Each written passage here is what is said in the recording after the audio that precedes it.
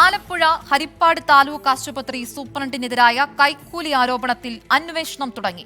ആരോഗ്യമന്ത്രി വീണ ജോർജിന്റെ നിർദ്ദേശപ്രകാരം ആരോഗ്യവകുപ്പ് അഡീഷണൽ ഡയറക്ടറാണ് അന്വേഷണം നടത്തുന്നത്.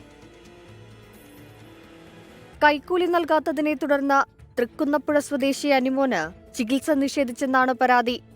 ഹരിപ്പാട് താലൂക്ക് ആശുപത്രി സൂപ്രണ്ട് കൈക്കൂലി ആവശ്യപ്പെട്ടെന്നും അത് നൽകാത്തതിനാൽ തുടർ ചികിത്സ നൽകിയില്ലെന്നുമാണ് അനിമോന്റെ ഭാര്യ ബീനയുടെ ആരോപണം. ഡോക്ടർ അത് നമ്മളോട് പൈസ ആവശ്യപ്പെട്ട് കഴിഞ്ഞിട്ട് പിന്നെ എനിക്കത് കൊടുക്കാനുള്ള സാമ്പത്തികം അത്രയും സാറ് ചോദിച്ചത്രയും കൊടുക്കാൻ എൻ്റെ കയ്യിലില്ല.